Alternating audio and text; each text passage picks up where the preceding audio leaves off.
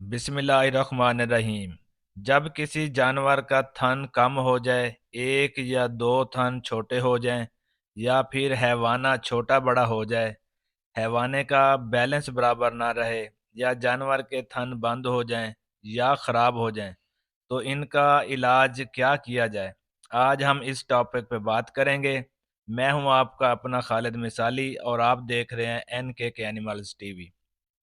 जब साड़ू पुराना हो जाए और जानवर के थन कम हो जाएं या बंद होने लगें तो फौरन आपने इसका इलाज नहीं करना। यानी जो नुस्खा आपको बताने लगा हूं, इसके इस्तेमाल का तरीका लाजमी फॉलो करें।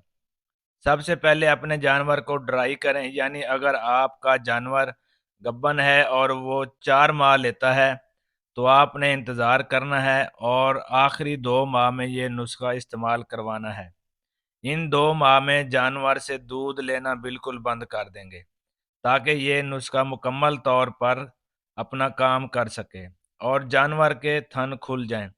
जैसा कि अब सर्दियों का मौसम चल रहा है तो आपने 1 किलो डालडा घी लेना है, आधा किलो लहसुन यानी थोम लेना है और 200 ग्राम सत लीमू लेना है।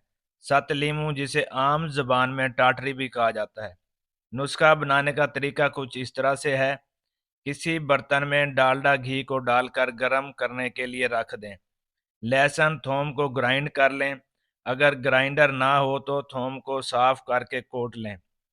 जब घी गर्म हो जाए तो लहसुन इसमें डाल दें और इसे पकाएं। जब लहसुन ब्राउन यानी भूरा हो जाए तो इस बर्तन को उतार दें। जब ठंडा हो जाए तो इसमें टाटरी डालकर अच्छी तरह मिक्स कर लें। इसकी 7 खुराकें बना लें। शाम के वक्त जब आपका जानवर चारे पानी से फारिग हो जाए तो एक खुराक अपने जानवर को खिला दें।